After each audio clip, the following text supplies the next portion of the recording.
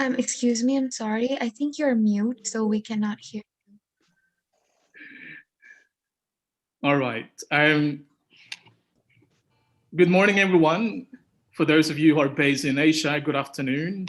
And those of you who are based in the Americas, I think it's still early in the morning, 3 o'clock, but we would like to welcome each one of you in this session on career opportunities, building a career with the United Nations. We are joined by colleagues from all over the world. We have about 12 APU alumni joining us who will be serving as panelists. We will also have senior officials of the university. And at the same time, of course, our audience who are joining us from different parts of the world, both alumni and students. I've heard that we also have other APU colleagues who are coming from different offices. So we welcome each one of you on behalf of the organizer of this career webinar on the United Nations, which is our APU Alumni Europe chapter. We would like to warmly welcome each one of you. From the outset, I would like to plug down that this career webinar is put together basically by the alumni of the university who are currently serving in the United Nations. However, we would be speaking in our own capacities. So, and having said that, we will be speaking in our own capacities, plus the things that we will be sharing here is not the opinion of our organization. So we just want to be very clear on that. Second, in terms of the modality of this session, we are going to have 3 parts. So the first part is going to be a general overview of what the UN as an organization, including its mandate, the structure, and I would say, the recruitment process, which is going to be in a panel setup. And then this is where some of our alumni who are invited to speak today are going to share some, their own experiences in those different processes. The second part is what we call, it's almost like a cluster meeting within the UN, but it's a breakout session. There will be 3 groups. And these 3 groups, they will be based on the 3 main pillars of the UN. So one of them is international cooperation and development. The other one is international security and peace. And the third one is humanitarian and human rights work. Anne, can you please go to our next slide, please? Yes. And then after the breakout session, then we go back together in the plenary, and then we will go a bit more and engage with our participants and our speakers some of the key questions that we will be asking you to put forward through a platform. We call it Slido. And then we will be reading some of those questions, and then you will have the opportunity to engage with our panelists. And then, of course, we're going to have a quick recap. So this is the menu for today for all of you. And to begin with, I would like now to welcome the president of our university to give the opening remark. Mr. Arwaki Deguchi, please. This is yours. はい。皆さん、こんにちは。APU の学長の出口です。今回、160名を超える皆さんが、世界を目指すこのセミナーに参加してくださったことを大変嬉しく思います。APU では、常時100名前後の学生が、国連やあるいは国際機関での活躍を目指して勉学に励んでいます。つい先般、九州大学と APU は連携協定を結び、九州から国際機関に飛び出す、世界に飛び出す学生を一緒に育てていこうという目的で協定を結びました。今回は APU の学生の皆さんはもちろんですが、九州大学の皆さんも参加されていると思います。APU のアルムナイは25名を超えるアルムナイが国連やその他の国際機関で働いています。APU はそのことを本当に誇りに思っています。APU は2030年のビジョンをすでに作っていますけれど、それは APU で学んだことを一つの手がかりとして、卒業生のみんながどんな部署でも構わないので、自らの持ち場を見つけて、チェンジメーカーになってほしいと。これが APU の願いです。今回、APU のヨーロッパチャプターの皆さんを中心に、世界を目指す、国際機関を目指す若い後輩のために、こういったセミナーを開催してくれたことを学長として本当に嬉しく思います。せっかくの機会ですので、参加された皆さん、ぜひ積極的に意見を言うなり、いろんな積極的に参加することによって、いろいろなものを持ち帰ってほしいと願っています。僕はちょっと次の予定がありますので、このセミナー最後まで参加したかったんですが、挨拶だけで失礼しますけれど、皆さんにとってこのセミナーが意義深くて有益なものであることを心から願っています。では、これで僕の挨拶に変えさせていただきます。Thank you, Deguchi Sensei, for those very inspiring and valuable inputs that you have provided into our career webinar. We do recognize your effort for the past 2 years, and we also would like to congratulate you for being re-elected as the president of the university. Thank you very much. Both. Look forward to engaging with you within the next 3 years of your new mandate. You can count with us, your alumni. We're about 20,000 in the world now. So yes, we look forward to working with you once again. Without further ado, we would like now to go to the main part of our session. So just to break the ice, we are going to do quick surveys. And what we're going to do here, I would like to call my colleague, Che, to explain a bit more of how we're going to implement this icebreaker. Che? Hello, everyone. Very good morning from Europe. So if you can just use your phone and try to go to menti.com, as you can see in the screen. Okay. There was a code before. Give me a second. And then please add the code 1993460. I'm going to type as well in the Zoom ID. Give me a second. We have a little bit of technical glitch here. If you go to menti.com, please add, I'm sending to everyone this code.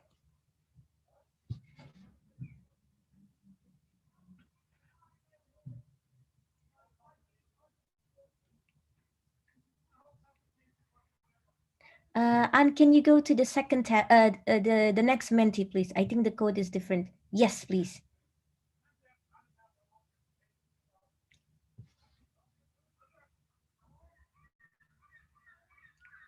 Okay, I see some people. 3 people are already there.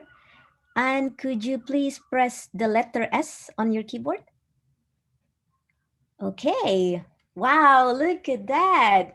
This is pretty much what everyone is currently typing when it comes to 3 words that come to your mind when you hear the word United Nations.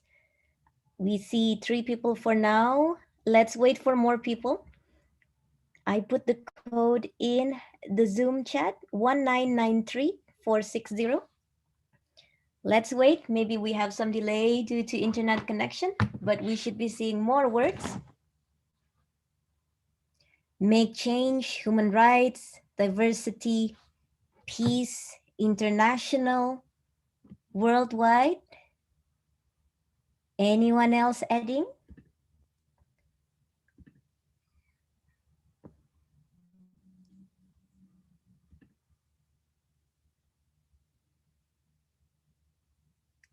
Okay, let's give it a couple more seconds. Normally we would see more answers.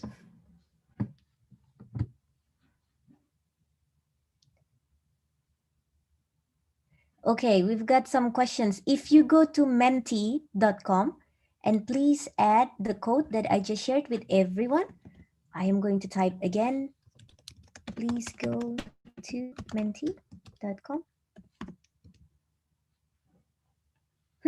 I think the code is different. Let me try and add.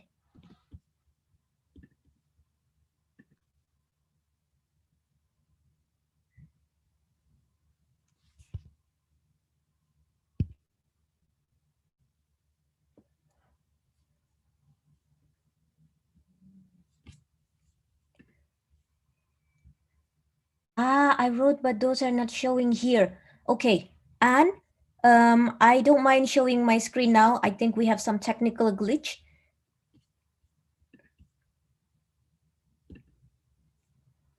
Thank you everyone for the feedback. Let me share my screen now. Hopefully it will work better.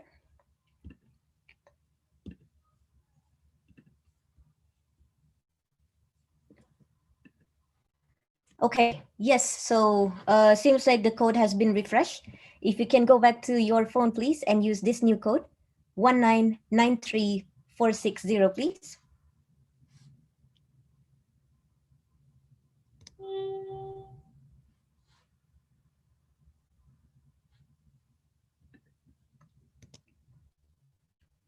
Nice, this is what we've been waiting for, amazing. Okay, it's actually very small, but we can see a lot of words here. Impressive. We have sustainability, international cooperation, peace. A lot of people are mentioning peace, human rights, global diversity, humanity, development, love it. UNICEF, okay. Education, agreement, epicenter, conflict resolution. Very good. Keep on coming. Yes. International, global issues, collective goals, influential. Very nice. Let's move on to the second question. Okay. Oh, okay. Did you take all the screenshot, Morse? I This did, is yeah. amazing insights. Okay, next question then. Now, what would you like to learn today from this amazing event? It's still the same code, or it's the one then, yeah. It's the same code, as you can see above here. 1993460. Everything. Haha, me too. How to land a job at the UN, recruitment. Get to know all APUers working at the UN, experience of our alumni in the UN, salary, career within the UN. Very nice, keep them coming. Career opportunity, job environment.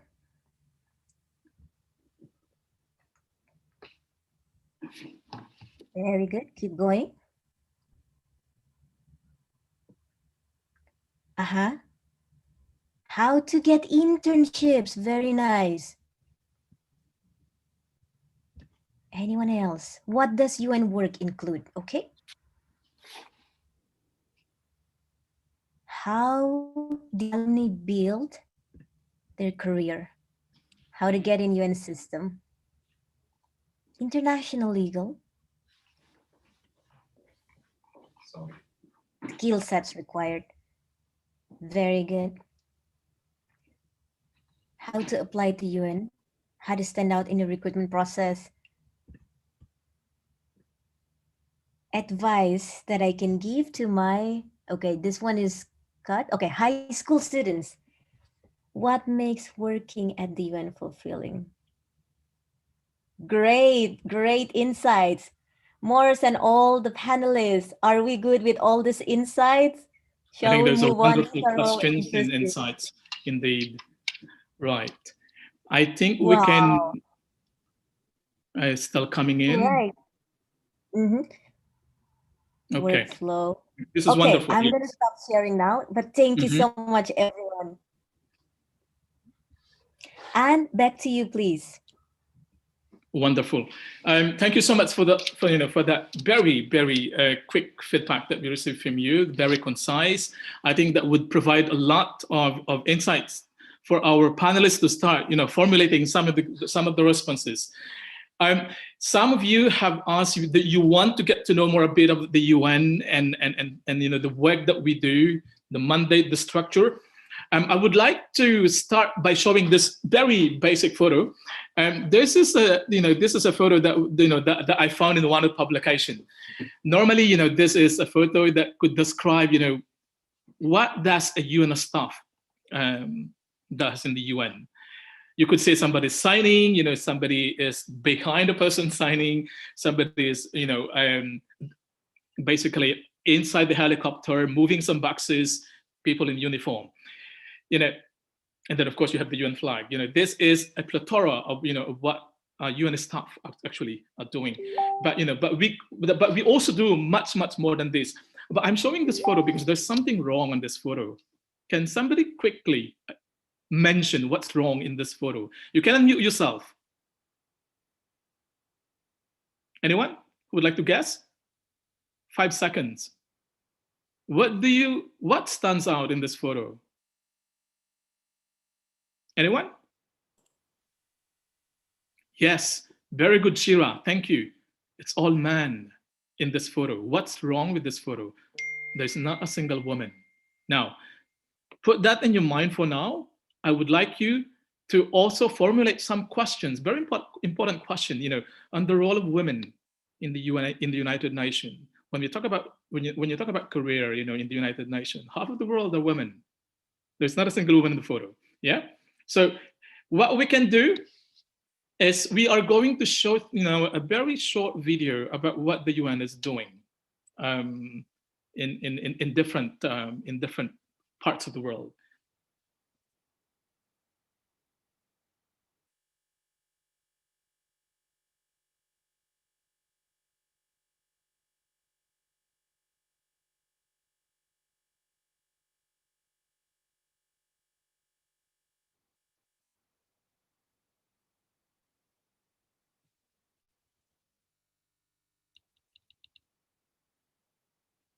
Anne, can you put the audio, please?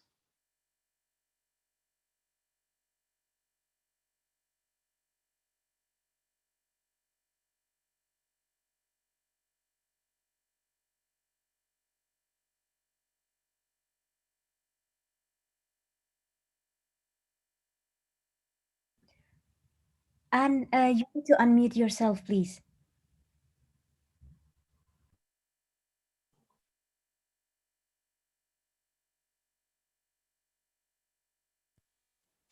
With governments, aid groups, and volunteers.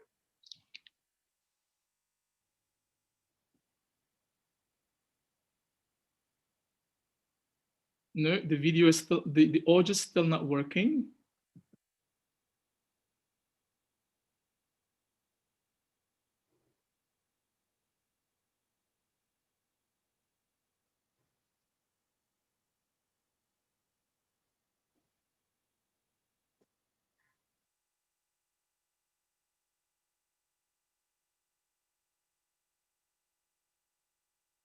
Anne?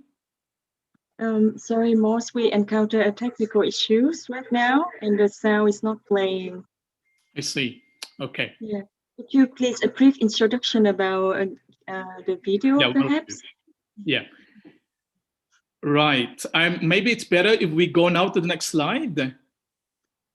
Yeah, sure. Okay. Apologies, colleague, for that, but we would provide you a link to that video so you can have a good,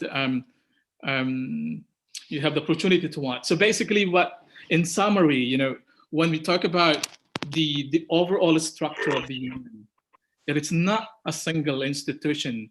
In fact, when you talk about the UN, we're talking about the UN system. And here, what you're looking at is the whole gamut of that system. So, you know, if you look at very quickly, you know, on your left side of the screen, you know, that's the principal organs of the UN. And all the one on the right side, you know, then you have the different UN specialized agencies. Like, for example, you have WHO, you have ILO here, you have the subsidiary bodies that is connected to specific principal organ of the UN.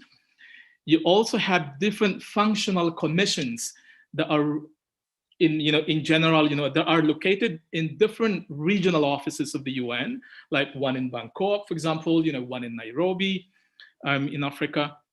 And then you have different departments and offices. But on top of that, you also have different programs and funds. Like, for example, UNCTAD is one of those funds, programs. You have UNFPA as one of the fund, UNICEF is one of the fund. We also have other entities in the UN that are related to the United Nations. So if you are talking about the structure of the United Nations, this is what we have. Now, when we talk about mandates of the UN, we have three main pillars of the UN. We call it pillars. And in fact, during our breakout session, we will be going into those pillars, because some of those UN pillars is basically, you know, the objectives of the UN, the different UN agencies, funds, and programs of the UN, their own objectives also flows into the main three pillars of the UN. So one of them is international security and peace. The other one is the promotion of international cooperation and development. And of course, the third one is the promotion and protection of human rights and humanitarian assistance. We are now moving to the next slide. So this is now where we are going to engage with our panelists, basically our alumni. Very quickly, we have now 25 APU alumni serving in different parts of the world. I had a quick information to you here. And out of that 25, we actually 9 male and 16 female, which is a very good number. And we are currently working in 15 UN agencies. The most represented is the World Bank. The World Bank Group, we have 7 APU alumni. In UNHCR, we have 3. In UNICEF, we have 3 as well. IOM, we have 2. UNDP, we have 2. And then we have, you know, 1 APU alumni in some of specific UN agencies. In terms of location, 14 of these alumni are based in Asia, 4 are based in Africa, 4 in Europe, 2 in the Americas, 1 in the Pacific. And then in terms of location, in terms of whether they are working in the field or at the headquarters, we have 5 working at the headquarters at the moment, and then we have 20 in the field. Now, I am very pleased to introduce to you to some of these alumni who will be joining us today. So can we move on now here? I would like our alumni to put on your videos and very quickly introduce yourselves one by one.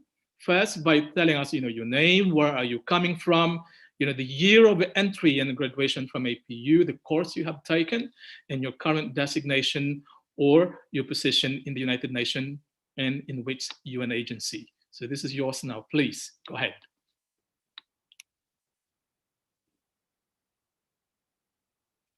Should we start with Virgie? Hi, thank you, Morris. I hope you can hear me well. Mm-hmm. So my name is Virgie. I'm from originally from Indonesia.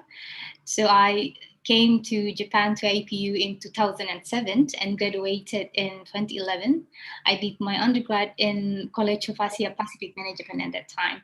And now I'm working as an economist, poverty economist at the Poverty and Equity Global Practice at the World Bank. I'm based in Jakarta. Nice to see you all. Fantastic. Thank you so much, Birgi. Next one. Anybody who would like to take the floor?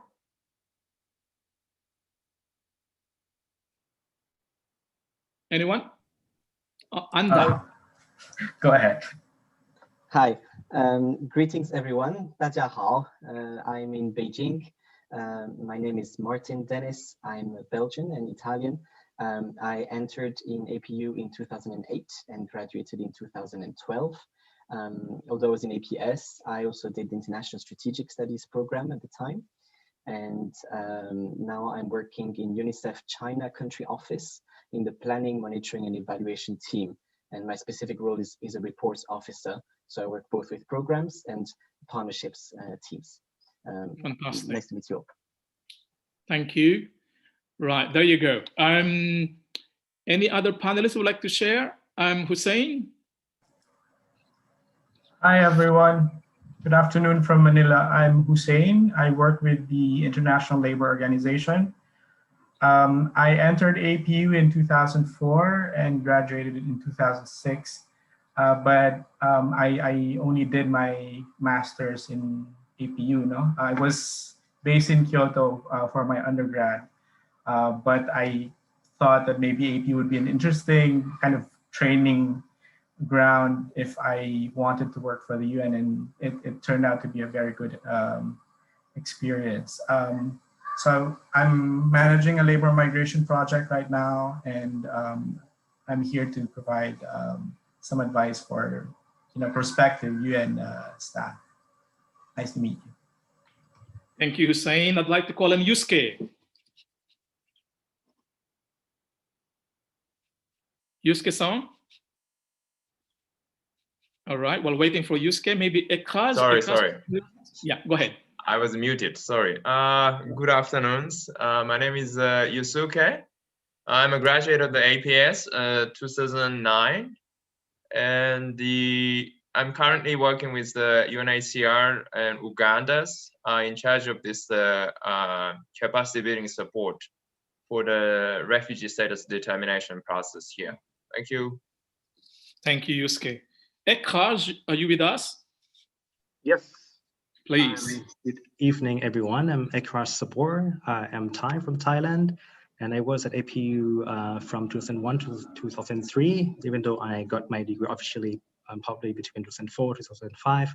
I'm currently serving as a terrorism prevention officer at United Nations Office on Drugs and Crime in the Regional Office for Southeast Asia and the Pacific based in Bangkok. I look forward to sharing my experience, but at the same time learning from all of you. Thank you very much. Thank you so much, Ekaj. We're moving to another Thai colleague, Sukuma Uttarak, or Anda in short. Okay. Okay, thank you, Moss. Hello, everyone. Greetings from Bangkok as well. My name is Sukuma Uttarak, or you can call me Anda. I entered APU since year 2013 and graduated in 2017, APS College with major in international relations and peace studies. Currently, I'm serving as a communications and engagement assistant with the UNDP Thailand office. And it was lovely to see your beautiful and handsome faces in this webinar. Nice to meet you. Fantastic. Thank you so much, Anda. Can I call on Ying, who is currently based in the Americas? I think it's 4 o'clock now in the US. I'm not really sure. Ying, this is yours. Hi, everyone. Thanks, Morris. New York at the moment, and it's really early. So if you see that I'm like not speaking so well, that's because I'm not fully wake up. So my name's Ying. I am originally from China. And I did my master's at APU between 2005 and 2007.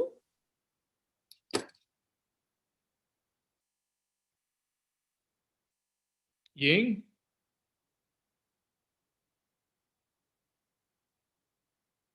I think there's a bit of lagging there. Ying, we will get back to you. Can we ask Dongguk Shin? Dongguk? Yes. Hi, everyone. This is Dongguk Shin. You can call me Shin. I'm from South Korea, and I studied in APU between 2010 and 2016. And I majored in the development studies, and the interest led me to the UN.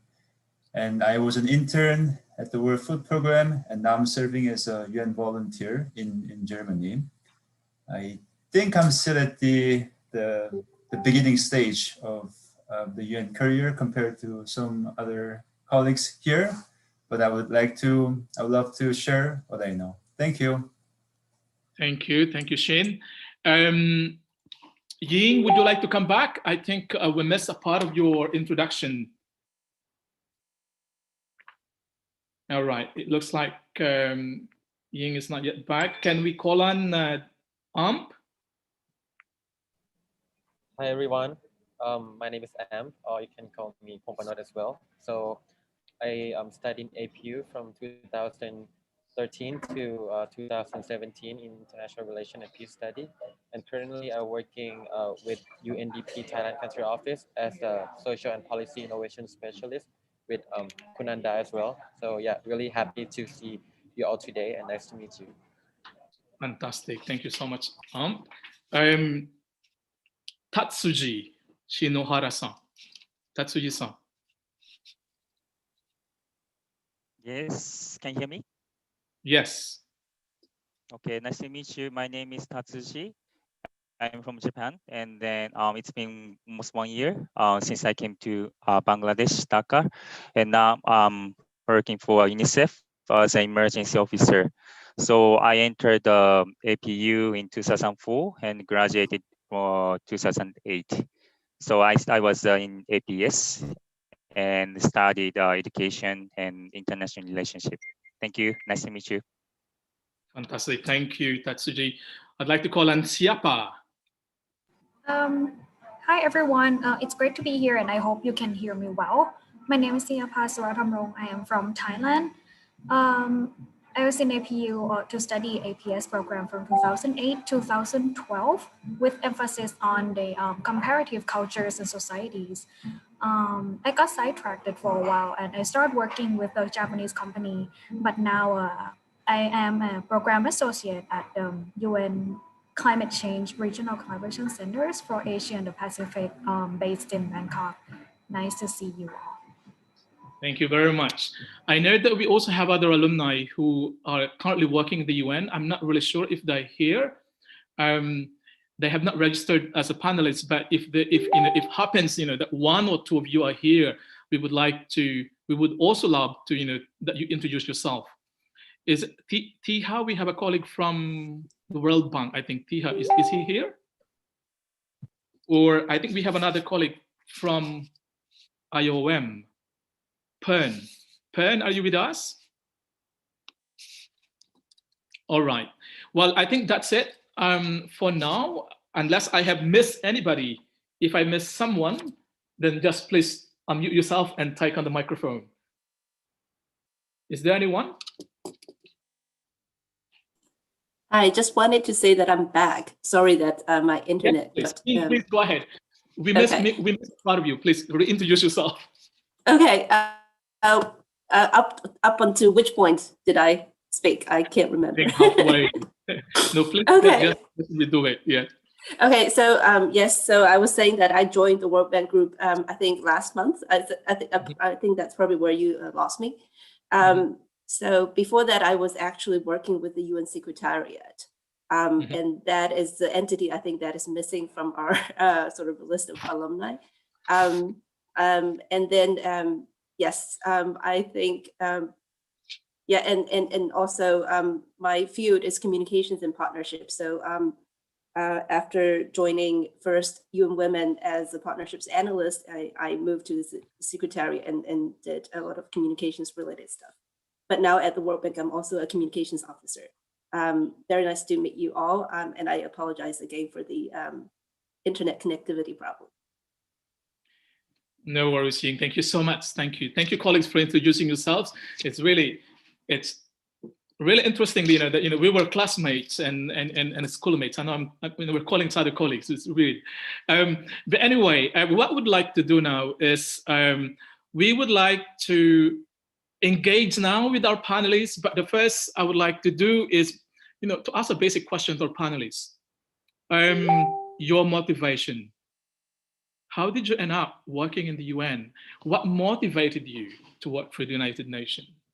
Can anyone who would like to share that motivation before we jump into the main topic of recruitment process and all that in the UN? Anyone among our panelists who would like to kick off the sharing? What motivated you to work in the UN? What pushed you to work for the UN? or why the UN?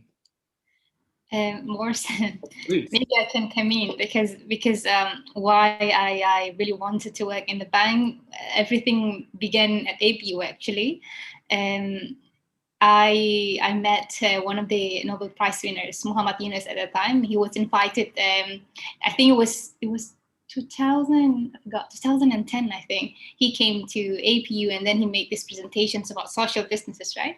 I got really curious. I read his book about banking for the poor, and I know that one of the key reasons why people are poor is basically as simple as because they're not literate and they actually cannot do the signature, right? So they can't actually open bank account or something like that. So all of my interest in the world of eradicating poverty and a share of these global populations actually still living in poverty. And then I look for what sort of organizations, etc., that I can actually learn more about this issue. And then I found the bank. I guess that's where everything began. Why I wanted to actually contribute into something, and then the bank and the UN system, all of the goals is actually in line with I'm currently I've been passionate at. I'm not sure, but maybe other colleagues have also similar stories in this sense. Fantastic, thank you so much. Anybody else would like to share their motivation? I'll come in. In my case, please. I think it was a teenage love.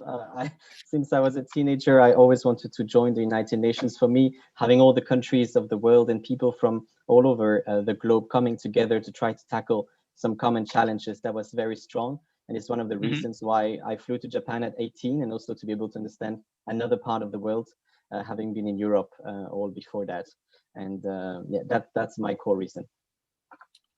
Fantastic, thank you so much. So one was inspired by Nobel Peace Prize, one is a dream. Anybody else who would like to share something on that? Morse, yes. To share mine, it's very simple for me. Well, we all have to work. I'm not from a rich family, so I have to work to live. But then if I have to leave, if I have to work to live, I thought I want to do something that create values for me and for others. And yeah, and then I read about the United Nations, what they do, their influence, their impacts, and that really interests me. And that's why I decided to work with the UN. Awesome. Now, just a quick follow-up to that question. We all studied in APU. We went to the same university, but we end up working in different agencies and different positions, Can you tell us how your education in APU had prepared you for the UN, if any? If I may, Moss? Yes. Yeah, I think it's quite relevant. We understand that what we learned from APU or at APU were really broad. Like we studied different topics and subjects. But when I graduated from APU, I returned to Thailand in 2003 and 2004. What we have was a conflict in southern Thailand, and basically it was about the political conflict has a lot of elements relevant to diversity, recognition of multiculturalism. And what I have learned, one of the subjects was the multiculturalism, of course, by Professor Ko Yu-sung. And the other one was the, there was also already international peace studies by Professor from China, Xu Xin, right? So basically, this reflected my transcript, and that actually somehow attracted the Thai government to approach me. In fact, actually helped design the multicultural program, at the same time, the program for rehabilitation and reintegration of ex-combatants. But that is also, of course, because of my previous engagement in the field of development and peace as well. But I would say that what we have learned from APU at that time was very extraordinary. It's something that even the government, ministries were looking for. And I ended up working with the UNICEF. That was actually my first job getting consultancy to conduct the first research ever on the impact of conflict on the young people. Right. Yeah. Fantastic. Thank you so much for that sharing. Now, not all of us who are currently working the UN as alumni have taken the same path. Some of us work for private companies, some of us work for the government, some of us came from the academe. Now, I would like to ask those of you who have worked, for example, for the private company, because we have many students in APU who actually ends up working for the private company. How that experience working for the private sector help you land a job in the UN? Those of you who have worked in the private sector, please. I think I can take that question. So just to also provide a little bit of background, after I graduated from APU, I actually went to work for a Japanese private sector company for about 5 years in the role as a communications and PR officer. I think as everyone probably know, the UN, when it hires, although sometimes it's we're hiring entry-level professionals, but you know, most people who join the UN as entry-level professionals have, you know, quite a few years of experience. So I think, you know, back to the point, you know, how does working in the private sector help you to get a job at the UN? Basically, you obtain the sort of the skills, you know, that is needed for you to be able to sort of perform at the UN as soon as you enter the company. They're looking for people with, you know, expertise in certain fields. And I think working in the private sector, you know, be it, you know, I was a PR officer, so obviously my skill set was communications, but you could have been also working on, you know, IT and, you know, corporate finance, procurement. And these are all very useful skills, you know, for looking for a job in UN. One thing I wanted to mention, you know, is the World Food Program. You know, you might think it's, you know, very sort of, you know, it's a UN humanitarian agency and they need people who actually work on humanitarian affairs. But that's not, you know, they are not just looking for humanitarian specialists. They're also looking for logistics, supply chain officers. And that is some, you know, they recruit very regularly from the private sector, you know, for people with such experience. So I think, you know, it doesn't matter where you start your career. The important thing is that you build your skill sets and expertise in a particular area. And maybe just to add on to that, the UN, although it's an international organization, it also functions sort of like a big corporation. And then it has, you know, every sort of, you know, possible job that you can, you know, possibly imagine. So build your expertise from a private sector or NGO, it doesn't matter where you start, but make sure you are the pro in your field. Fantastic. Thank you so much, Shing. Those are very wise words coming from you. Now, we have one of our alumni recently joined the UN. She is the youngest, in fact, just a couple of months ago. But before that, I know that she was working for the government. And I know that, you know, that we look at the UN as an international organization, but in fact, the UN is an intergovernmental organization. So, Anda, we would like to hear from you. How was your experience working for your government help you? Your current job in the UN. Anda? Okay, thank you, Moss. Yeah, thank you. So just to briefly mention where I came before landing a job at the UN. So previously I was working for the Ministry of Foreign Affairs, Thailand, as a communications and project coordinator with the Office of the Permanent Secretary. So this really helped me to understand in terms of, you know, multilateralism, because I was working as for a Thai government, so we are overseeing our international cooperations in terms of with the UN, and it helps me, you know, to understand in the context on how we're going to promote it in terms of the communications, because my background in professional was fully in communications. And later, after I joined the MFA, we call it MFA here in Thailand, I work as a communications officer with the British government. So basically with the British Embassy in Bangkok. And these really, really helped me to understand, as a person who now work in the UN, you will know what each government are working on which policy. And that really helps you to catch the strategy, the policy of the country, and how you can emerge and, you know, develop in terms of our advocacy plans among the donors and countries are working with us. Yeah. Fantastic. And you know, our speakers, our panelists decided to talk about, you know, the core values, the competencies, the skills, the attributes, behaviors, and all that. Now, what I would like to do now is to move on a bit to our next slide.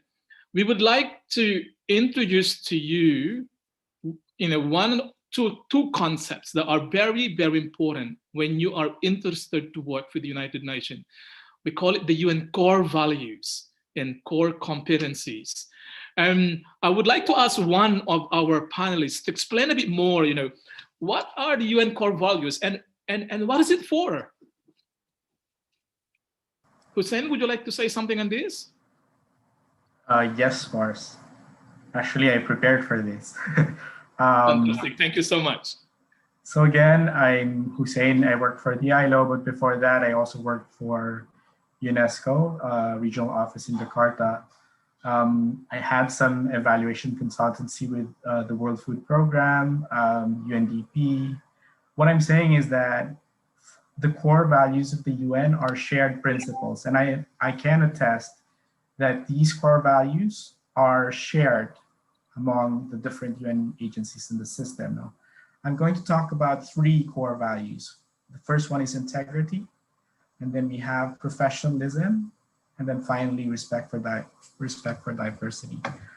Just to define what these core values are, these are, again, as I said, shared principles, which serve as the foundation for the system of beliefs and behavior that underpin the work of the UN. These values serve as guidance for the actions and behaviors of UN staff.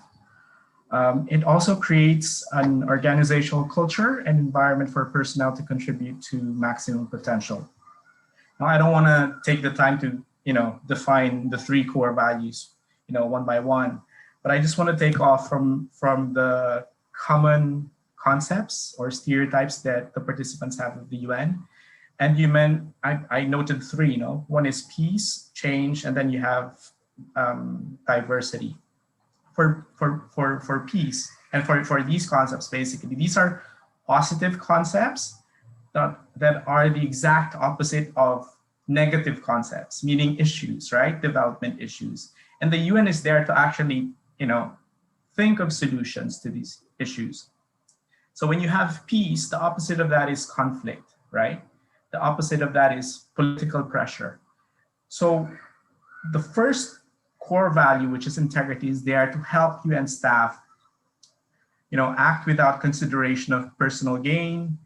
It provides guidance in terms of resisting undue political pressure. So these are pretty much the guiding principles by which we work. No, the second issue that I noted is change. Now, change can be daunting sometimes. You have the pandemic, you have technological advancements, right?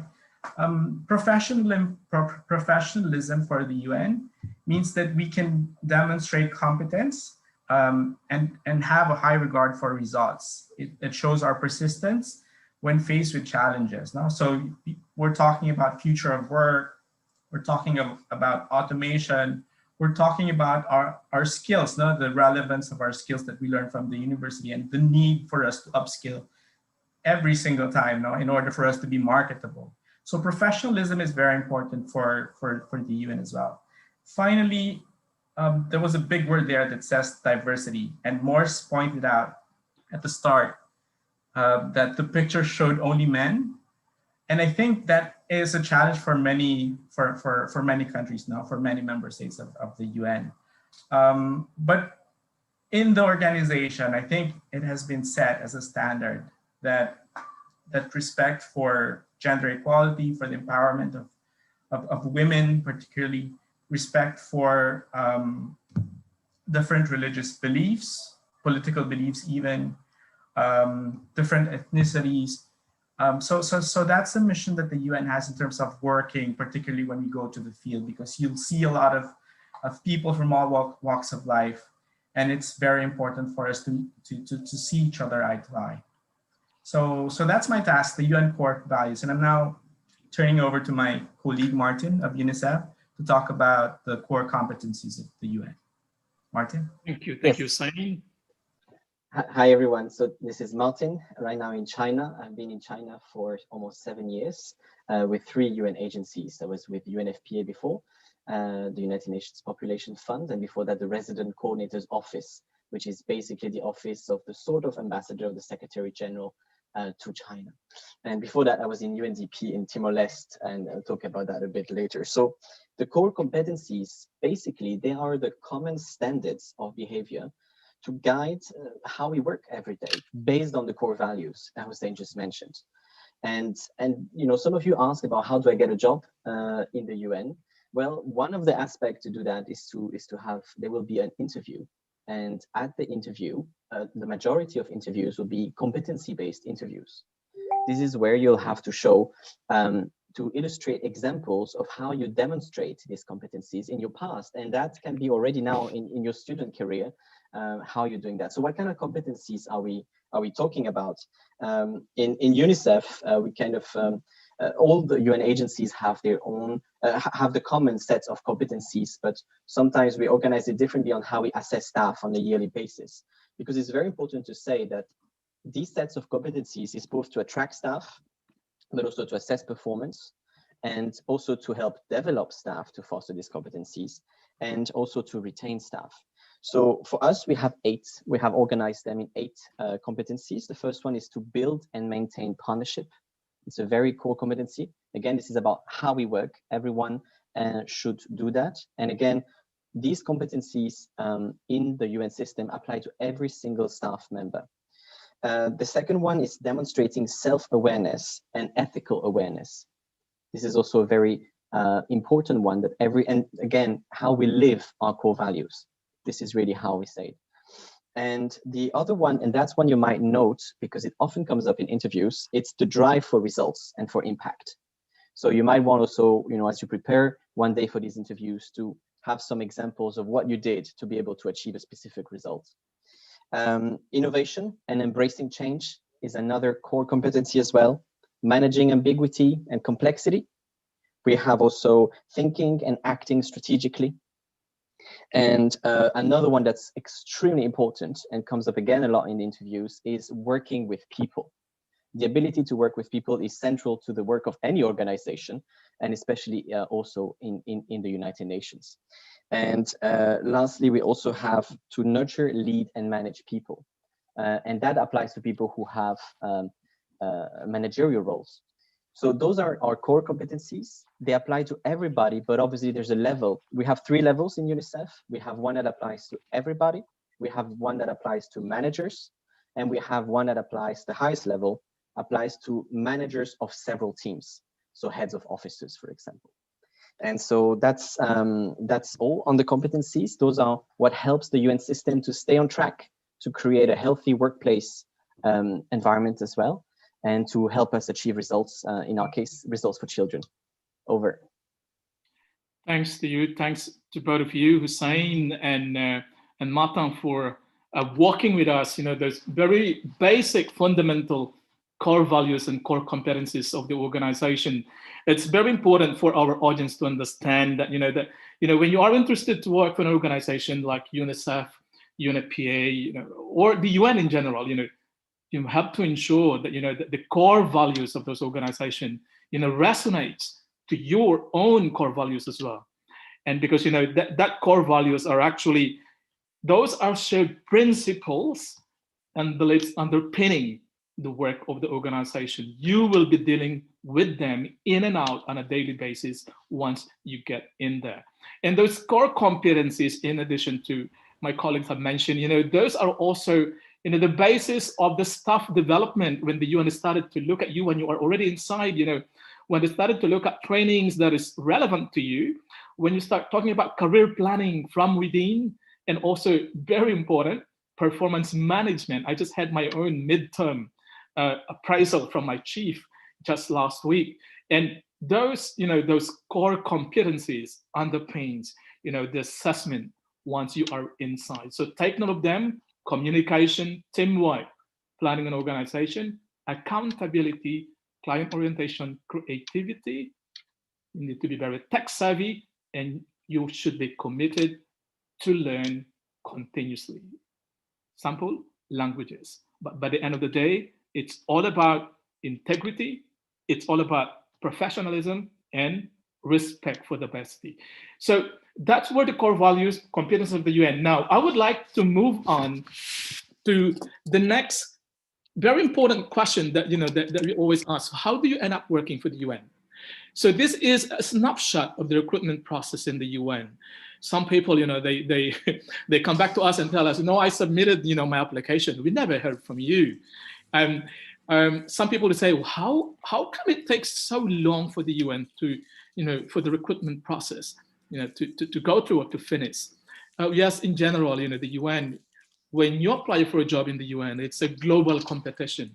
I can tell you, even just for an internship position, you probably receive about 5,000 applications. I'm responsible, for example, in my own section, internship application, and I receive at least 2 or 3 CVs almost on a daily basis. And if you look at that, then yes, you would only have probably 1 or 2 people looking at those CVs as well. So some of those are, are the things that you need to consider. In addition to this, of course, it's UN agency. We also have our own recruitment process or procedures. And in short, if you're applying for a job in the UN, you have to count between 1 year to even 1.5 years to get the result, and all the way to the onboarding. Next slide, please. Now, this slide, we are going to combine this slide to the next one. I would like now to ask our panelists to, in fact, tell us a bit more of how did they started working in the UN. So if you move on to the different entry points of our alumni when they get into the UN. So here, there are different entry points to get into the UN. We have internship, we have young professionals, junior professionals, UNVs, we have consultancies. Now, I would like to ask some of our alumni to share with us their different entry points to the UN. So should we start with UNVs? Anda and Shin, would you like to come in? Share with us quickly, how did you start working for the UN as a volunteer? Anda, you want to start? Or Shin? Go ahead, Shin. Yes. I'll start, yeah. Yep. But to give you a brief overview about UN Volunteers Program, United Nations Volunteers Program was founded in 1970 to provide volunteer services to the UN agencies.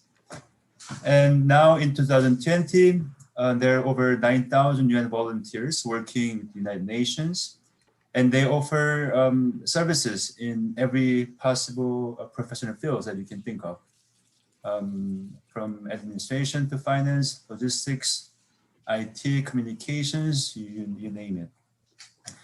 And yes, in my case, I started as an intern. And then I wanted to have more experience with the United Nations, and one of the options was to serve as a UN volunteer. And one thing I want to emphasize here is that when we hear the word volunteer, I think we often think of a service, like a person with not many skills. It doesn't require a lot of experience. But often UN volunteers are very highly experienced professionals. I think the average work experience for UN volunteers is 8 years. I don't have that many experiences, many years of experience. Yes, that's one thing I wanted to emphasize. And they take up as much responsibilities as a UN staff. And what I notice is that some people, they serve as a UN volunteer, and then they go back to their original work, their private sector. But a lot of them also remain. Their service was recognized, and they get a contract with the United Nations. So that's a bit about the UNV program, and over to you, Anda. Anda, please. Yeah, if you could tell us, what the added value of working or serving as a UNV into your career planning. Okay, thank you guys. So just to further what Shin has already mentioned about the UNV. So how I ended up here, it's we call we have international specialist or international volunteer, where you can go and volunteer abroad. And also for my case, I am a national specialist, so I am volunteering or working in my country. So I'm working with the UNDP Thailand office as a communications assistant. And I just want to, stress more that don't think that volunteer doesn't mean it's not like a, like a professional level, but it's actually you are working, you are serving for the UN. But I think that if you really, really want to work for the UN, joining as the UNV or an intern is a good stepping stone for you to familiar with the UN system, because when you see on the application process, there will be one sentence says that, are you familiar with the UN system? Are you working for the UN system before? So if you once have an experience working with the UN or at the UN, these will really, really help to boost your background. And also just to share, there's also a platform called Online Volunteers. This is also a good opportunity for you to gain like a certificate to serving a certain assignment. And this is also you can add to your CV. And I think that being as a volunteer, you get to explore about the missions of your assignment you are currently serving with the agency. So yeah, it's really, really worth it to apply for the UNV. Yeah. Fantastic. Thank you so much, Sanda. Now we have one alumni who started his career with the UN as an intern. I think Martin, can you tell us a bit more about your experience as an intern, and what would you advise to, for example, AP alumni or students who are interested to the internship with the UN? Yep. Thank you, Morse. So yes, I started my career as an intern in Timor-Leste with the UN development program. And that has also to do a bit with my master degree. I chose after APU to go straight into a master degree, but without any prior professional experience. So I chose a master degree in which the second year actually allowed for some time to be in the field. I did my master's in Sweden, in Lund University in International Development and Management. And the third semester was basically allowing you had to choose find your own internship, but then you had a series of assignments to do for the university while you're in the field. So I was very interested actually because of my APU times in the dynamics between environment and poverty reduction. I had 2 seminars in APU with Professor Felizar and Professor Fuchinoue, and both of them focusing on these aspects. And I wanted to continue. And and here that's where my first advice is about researching exactly the kind of areas that interest you the most and do some research on that. Because basically I looked up the program. UNDP had this very interesting program called the Poverty Environment Initiative. I looked them up. I found some email of someone working in there and I said, listen, I'm extremely interested in their program at the time in Myanmar. And I applied, and actually the lady connected me to the Myanmar office, and the Myanmar office could not receive me because they were, at the time, they decided not to have any interns. It was a time of change in Myanmar. And so instead I said, well, I'm also very interested in the Timor-Leste office. I was sent straight to the deputy representative in Timor-Leste, and she said, fantastic, we'd love to have an intern. And that's actually how I got in, by being very specific about what I wanted to learn, explain some of the things I could contribute. And here my quick advice is, because obviously we could talk about it for a long time, is while Morse is in a hotspot of the UN and everyone wants to be able to have a chance also to go to Geneva and so on, actually it's also worth looking at countries that are smaller, that are also not, perhaps that don't have as much donor money, that actually need a lot of additional capacity. So in my case, my internship experience in Timor was absolutely fantastic because I was in a close team. I was part of all the steps. I had a really good mentor as my supervisor, and it really allowed me to give a real taste of the program. And there I met eventually someone who had just arrived from China and said, hey, you're doing a good job. Why don't you, help us as well in China? And that's how I moved to China from Timor. Awesome. That's all. Martin, thank you so much for that sharing. Now, very quickly, after 5 minutes, we will be going to our breakout session. And I would like to remind our audience that you can also ask specific questions to our panelists later on. But there are 2 very important entry points in the UN that is very important for many. One of them is the JPO, the Junior Professionals Officers Program. We have one colleague, we actually have 2 of them who are currently serving as JPO. But I would like to ask Tsuji Shinohara, who is currently working as a JPO in Bangladesh. So Tsuji, if you would like to come in. Thank you, Mos. Thank you. So I just explain about briefly about JPO because we don't have much time. And Yeah. JPO stands for Junior Professional Officer, and it is for the young professional. And then JPO, they can get like a hands-on experience, and they can build a network in UN, and they can basically work for 2 or 3 years. And then it is sponsored by donor governments, such as maybe Japan or Spain or Denmark, those countries. But like some donors, they accept people from the developing countries as well. So if you want to know more, maybe you can check your country and then other donors as well. And then they required, so you have to be a national of a donor country, or some donors they accept. And then the age should be under 32, or for example, Japan, they accept up to 35 years old. So depending on the maybe donors policy. And then they require advanced university degree, and then people, JPO, they have to be fluent in English. And also they need a working experience, which must be relevant to the position. So that's a basic requirements to a JPO. And once you accept it, you can work as a fixed term staff member of P2 level, and then you are entitled to benefits and then compensation and allowance. And also in my case, like I work for UNICEF, and they provide the coaching and the mentor system. And also they provide a stretch assignment. So if I work in Bangladesh in Dhaka, but like if I have like another position in different country, and if I have agreement with my supervisor and then chief, I can move to another country for a few months. So it's a very good opportunity for a junior professional officer to have a hands-on experience and network, and so that we can move on to the next level in UN agencies. Thank you. That's all. Fantastic. Tsuji, there's a very quick question for you. You know, how young is young in the UN? When you talk about young professional, what's the age range? The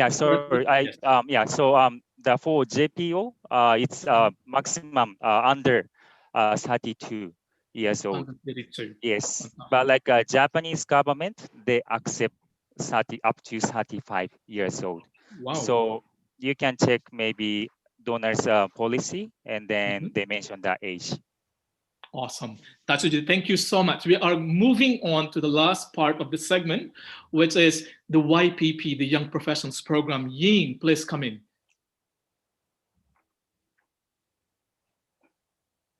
Ying? Can you hear me? Yes, please. Yes. Okay. Okay, apologies. So the Young Professional Program, usually known as YPP, is the annual recruitment exercise for entry-level professionals up to 32 years old. And that is mainly targeting positions for the UN Secretariat, but also a few other UN entities like UN Environment, UN ODC, and I believe Morris, your office, OHCHR, they also participate in the YPP exercise.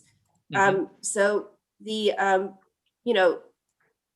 what happens with YPP is that you apply, and then you are invited to take an exam in a job family. Usually there are 2 to 3 job families in a given year. I believe in this year, the job family of global communications is announced. But the big job families are InfoNet, which is public communications, and public information and communications, including conference management. And there's also the POLNet, which is political affairs, human rights, and humanitarian affairs. That's a very big job family. And there's also the Magnet, management and administration, including IT, procurement, and all these corporate functions. And DevNet, that is economic affairs, sustainable development related. But every year the job family sort of rotates. The minimum requirement is that you have a bachelor's degree in the job family that you're applying to. No experience is required for the YPP, although most people who actually pass the YPP are around 30 years old, which means they have about on average 5 years of experience. You have to be a national of the countries participating in a particular year's exam, and it varies every year. And the countries have to be underrepresented. What does that mean is that the number of staff from that country doesn't match the amount of money that the country contributes to the UN. I think it's very good to have, for this audience, because East Asian countries, Japan, China, Korea are forever underrepresented, and Thailand is also underrepresented, and also a few big other countries like Brazil is always underrepresented, and the US too. So I'm going to share the link in the chat. There's a map where you can see, which countries are underrepresented in this, particular year. Vietnam was on the list, up until like 2 years ago, and Indonesia too. So just, check if your country is participating. The process, as Moore said, is very long. In my case, from application, written test, interview, and roster placement, it was about 1.5 years. Sometimes it can be shorter, like a year, but so like you can't be sort of, waiting for the YPP to, happen without doing any other job. You have to be working while, taking this test, because then, you would be spending like 1 year waiting, perhaps not, getting any concrete results. So I mentioned the word roster. Roster basically means, you are on a list of, candidates who are eligible to be placed immediately to a P2 entry-level job. That's a roster. There are rosters for P2 level, P3 level. Every level there is a roster of eligible candidates that can be placed immediately. Once you're on the YPP roster, you have up to 3 years to get an actual post. And before I wrap up, I just wanted to know that this is a very fair exam. You don't need to know anybody at the UN in order to, qualify for the exam, to pass the exam. No need to network. It's really, no network. I mean, I'm not discouraging networking, but for this particular exam, it's your competency, your expertise in, technical expertise, and your sort of background, if there's a match or not. So no need to know anybody. And then also, I think because it only requires a bachelor's degree, if your country is on the list and you have a degree in that particular job family, just apply. You have, when you graduate, you're probably 22. You have 10 years to, try and apply to the exam. So that's, I would encourage, especially Japanese students. We don't receive many applications. Please do apply. If you have a degree in economics, apply. So that's my, advice. And another point that I want to mention is that other entities also have similar programs. The World Bank Group has a very good young professional program. So does the Africa Development Bank and Asian Development Bank. WFP, the World Food Program, has something similar. It's called the FIT Pool. And it recruits people into rosters at P2, P3, and P4 levels. So check out these, sort of recruitment exercise. And then I think you might find something useful for you. Over. Ying, thank you so much for that very concise explanation about the YPP. It's one of the most coveted positions in the UN, I should say, but very, very competitive. Now, we have 1 minute before we move on to the breakout session. One of the best entry point as well to get inside the UN is through consultancies. I know we have a couple of our alumni who have worked as consultant before getting a job at the UN. Hussein, you have done quite a number of consultancy. Can you share us a bit on, on how this consultancy works before getting your foot into the UN? Would you like to share something on that? Yes. I'm not prepared for this, but yes, I've done a number of consultancies for different UN agencies. The point that I want to make is that this is an addendum to what Ying said. Develop the technical expertise in a particular subject. In my case, it was statistics and evaluation. So I was based at an institution, the University of the Philippines, where I was doing research work. And I would apply for consultancies with different UN agencies like UNAIDS,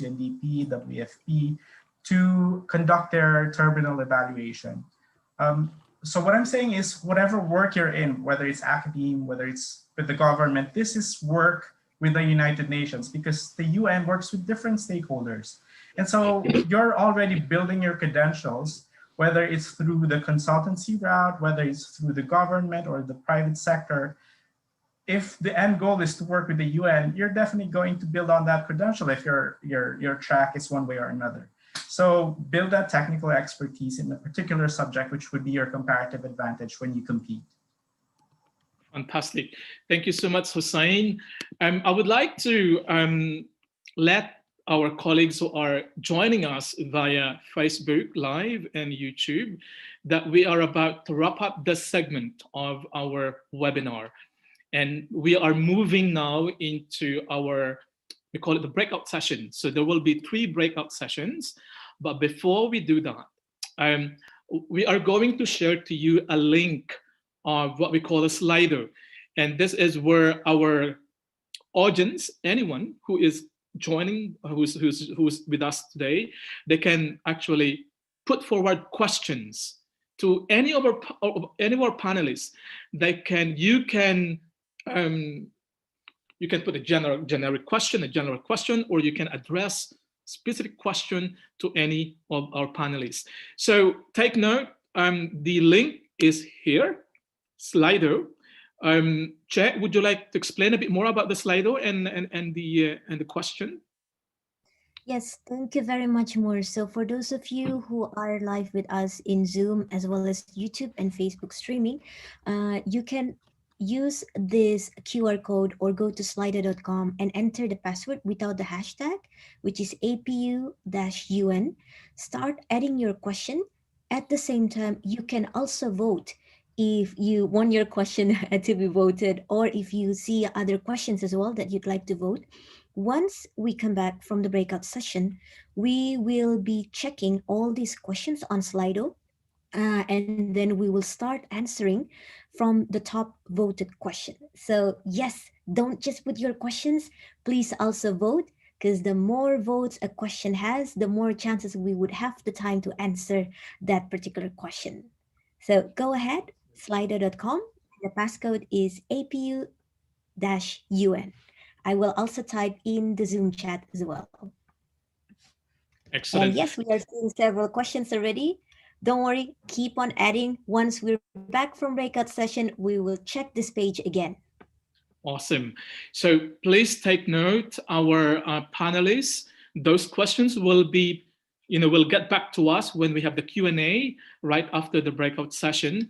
Now, I just want to quickly mention here that there are some part of the webinar that we were not able, to discuss a bit. There's just one. It's more about, the different categories of staff, the pay and benefits, why people are interested to work in the UN. But what we're going to do is we're going to address that segment now into our cluster or into our breakout session. We're going to have 3 breakout sessions. For our participants, you will be automatically move into your breakout sessions, and the part that we were not able to discuss about different categories of staff and positions and all that, I would like to encourage our panelists to please include that segment in our breakout session. So to provide a bit more of, to shed some more of light on on that topic. So I would like to thank our colleagues who have joined us through Facebook Live and YouTube. We will end the live streaming now of our webinar on this part. So thank you so much for joining us. And those of you who are staying with us, who have registered, you will be assigned now to your specific breakout session. So we'll see you there. You have about, I think, you have about 40 minutes in the breakouts. No, I would say, no, 30 minutes, in fact. So please go ahead. And then afterwards, we will have